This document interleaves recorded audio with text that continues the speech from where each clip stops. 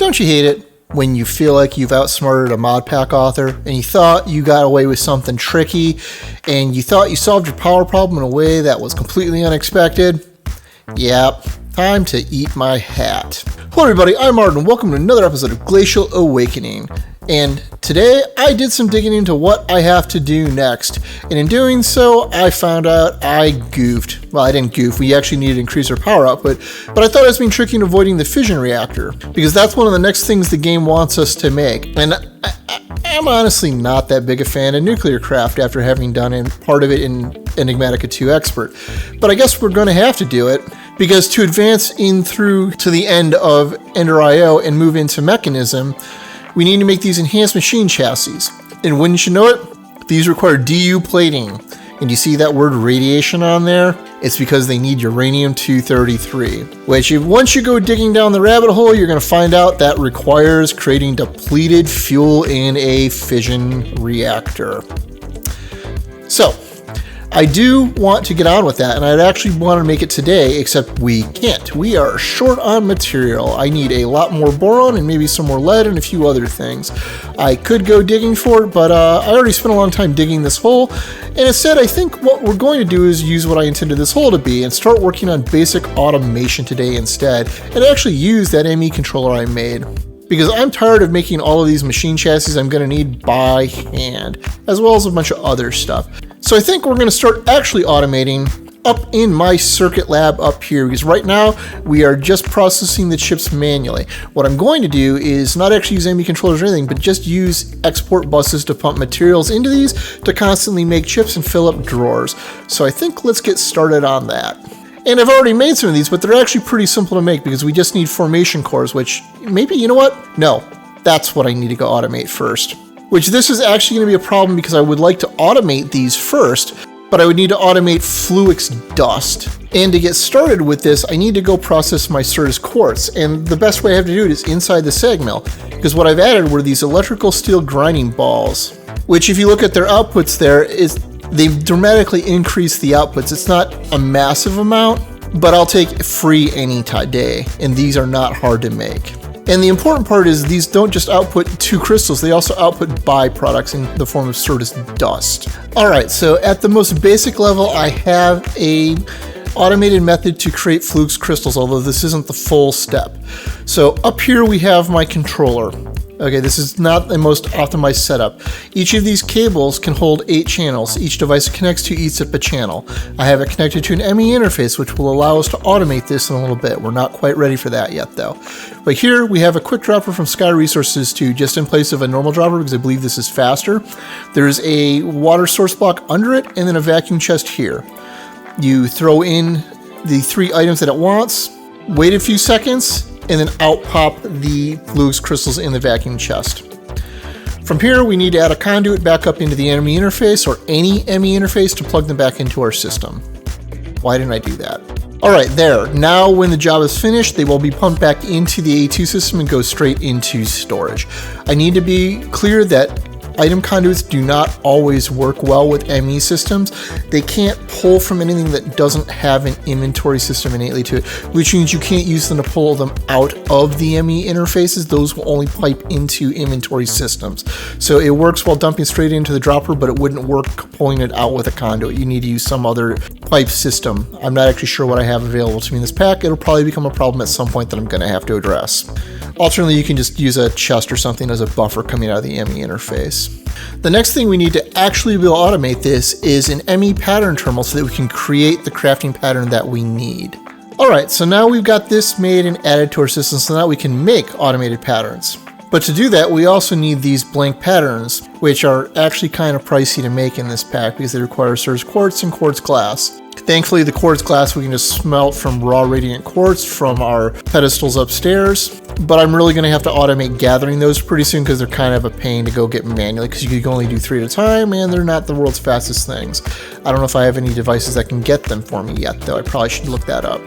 But now that we have this, we can now create these patterns. I've got one made here, and since we're going to automate the Fluix, we need it not set to a crafting pattern, but set to a processing pattern because it's going through a machine.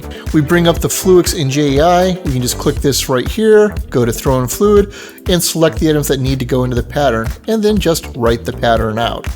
Now that we have the pattern, we can just go downstairs back to the ME interface, open it up, and put the pattern in here to automatically create it.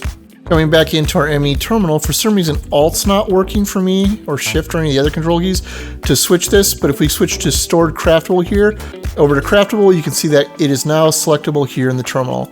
If we click this and we say we want to make one, it's going to very quickly tell us we cannot do it because we cannot make the charge sorter's quartz crystal via this. So I guess we know what we're automating next, right? So setting up the pattern for the charge sorter's quartz is actually going to be an interesting exercise in how to do this manually, because we can't just grab this one out of JEI. Because if you come into here, you see that none of these are the one-for-one recipe through the charger because it has this, but we can't just push a button to just automatically do this, because if we do this, well, you end up with it telling it wants that, and then it outputs all of this. So what we're actually going to do is take the normal sorter's quartz crystal, just put it here, and grab the charge one and tell it that's how much we're outputting. Now, coming down here, you can see that I have this set up a bit differently than the Fluix processing one.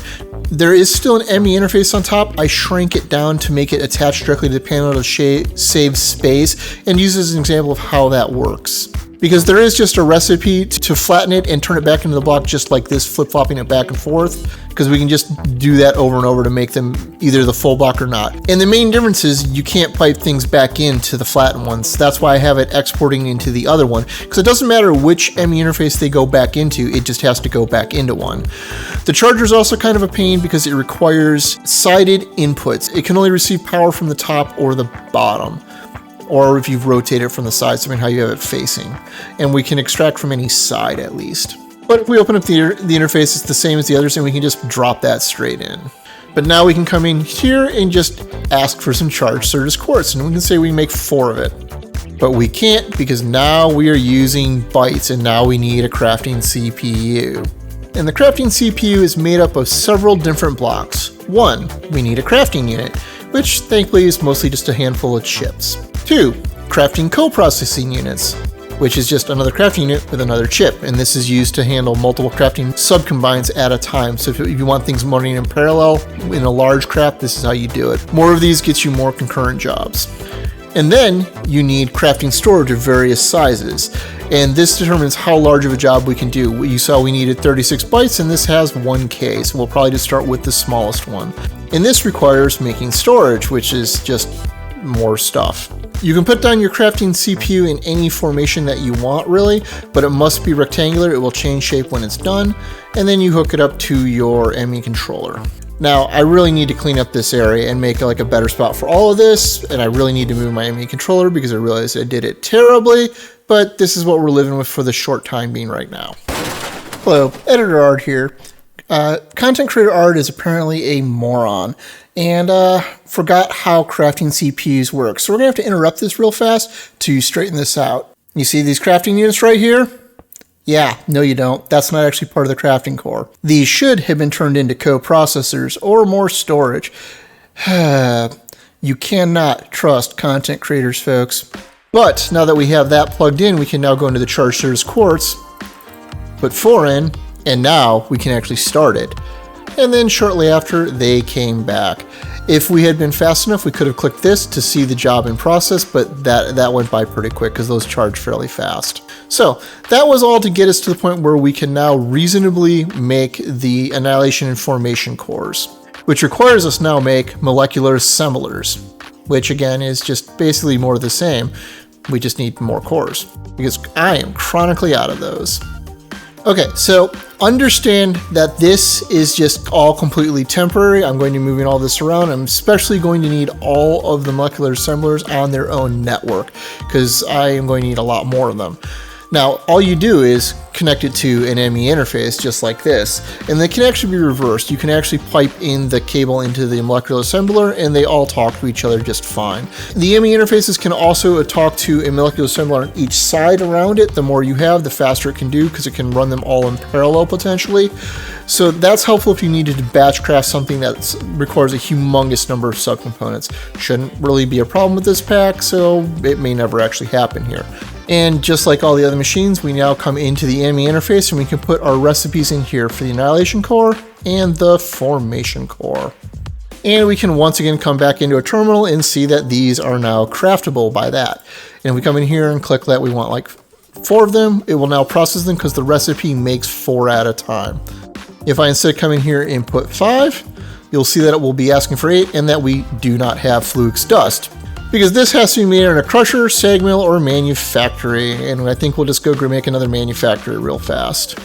Alright, and you can see that now I have the manufactory set up right next to the molecular assembler to demonstrate how the ME interfaces can talk to each other and pass power and inputs, because you notice there's only a cable passing in through the first block right there, and I have a second one right next to it. If I had shrunk it, this would not have worked, by the way.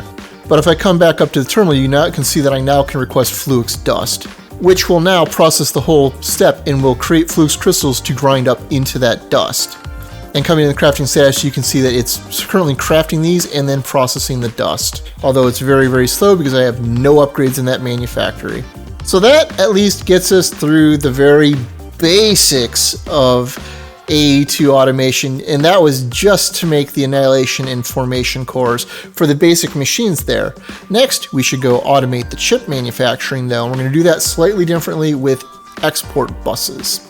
Alright, so this is the basic pattern I'm going to be using to do my inscribers. It might be a little hard to see here, but down here I have this inscriber with an export bus going into it. This export bus, we're going to have it take gold, which will then automatically import it with the inscriber logic press and start making these printed logic circuits, which will then get exported up to this advanced inscriber, which will use that plus the silicon that I'm not currently making, and then redstone, which we will also have to inject to create these logic processors, which we are then going to take out of here and put into these drawers, which will be limited to a single stack so that we always have some on hand.